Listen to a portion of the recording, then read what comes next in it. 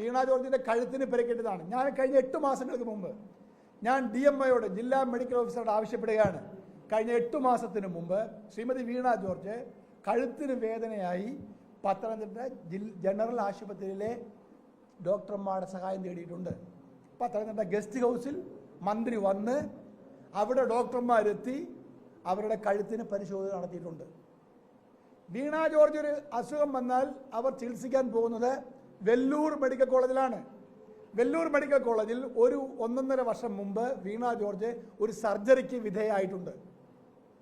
ഇത് അവരുടെ പാർട്ടിക്കാരുടെ ഞങ്ങൾ തരുന്ന കാര്യങ്ങളാണ്. ഇതെല്ലാം സത്യമാണോ? ആരോഗ്യമേഖല ഇത്ര മികച്ചതാണ്, മെച്ചപ്പെട്ടതാണ്, എല്ലാം രക്ഷപ്പെടുത്തി എന്നെല്ലാം വീമ്പ് പറയുന്ന വീണ ജോർജിൻ്റെ സ്വന്തം അസംബ്ലി മണ്ഡലത്തിലെ അവസ്ഥകളും അവരുടെ സ്വന്തം അവസ്ഥയാണ് ഞാൻ ഈ പറഞ്ഞത്. അതുകൊണ്ട് കണ്ണൂരിൽ നടന്ന ഒരു കപട നാടകമാണ്, കേരളത്തിലെ ജനങ്ങളെ വിഡ്ഢികളാക്കുന്ന, അവരെ വഞ്ചിക്കുന്ന ഒരു കപട നാടകമാണ് നടന്നിട്ടുള്ളത്. അത് പത്തനംതിട്ട ആറന്മുളയിലെ MLA, ഈ ജില്ലയിലെ MLA ആയിട്ടുള്ള ശ്രീമതി വീണ ജോർജ് അവർ നടത്തിയുള്ള വഞ്ചനയാണ്.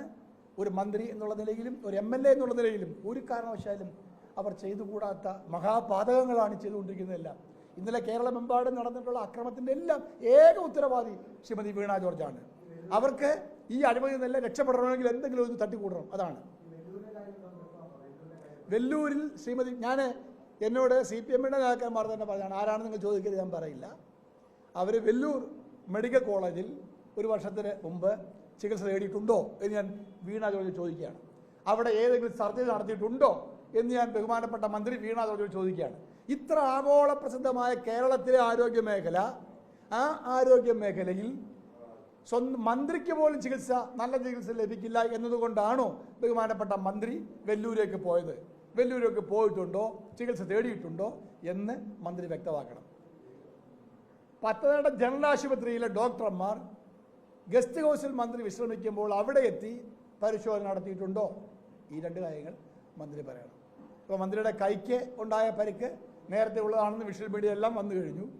ഇപ്പോൾ കഴുത്തിലുള്ള പരിക്കാണ്. അതും പത്തനംതിട്ടയിൽ ഡോക്ടർമാർ എന്നോട് പറഞ്ഞത് അത് നേരത്തെ ചികിത്സ തേടിയിട്ടുള്ളതാണ്.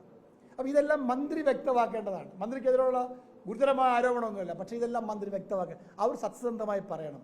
അവർക്ക് വീഴ്ച പറ്റിയെന്ന് അവർ പറയണം.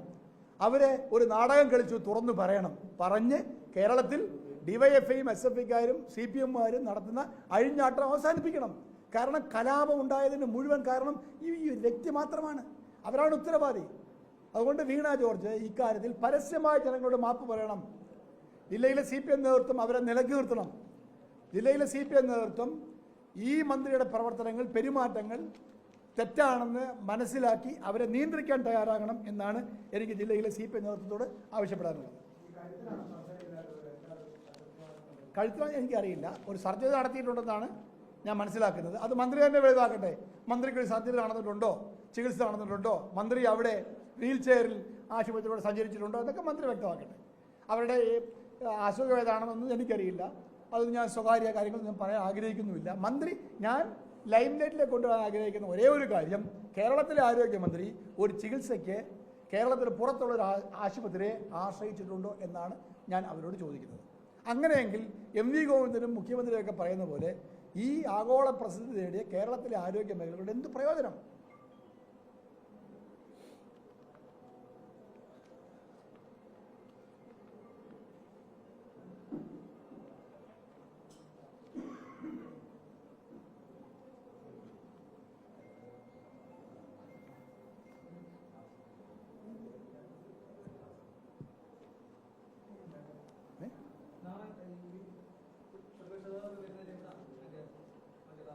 പ്രതിപക്ഷ നേതാവ് വരുന്ന എല്ലാ സാമഗ്രികളും അടിച്ച് പൊളിച്ചു കളഞ്ഞു. ഇതിലൊന്നുമില്ല, ഇനി ബാക്കിയില്ല. ഇനിയും പാവപ്പെട്ട പ്രവർത്തകർ ഇനി പ്രചരണ സാമഗ്രികളൊക്കെ ഉണ്ടാക്കേണ്ട ഒരു അവസ്ഥയിലാണ് ഇത് കൈയെത്തിയിരിക്കുന്നത്. നാളെ രാവിലെ അടൂരിൽ 10 മണിക്ക്, 11:30 തിരുവല്ല, 3:30 ആറന്മുള, 4:30 കോന്നി, 5:30 റാന്നി. അങ്ങനെയാണ് പ്രതിപക്ഷ നേതാവിൻ്റെ പരിപാടി.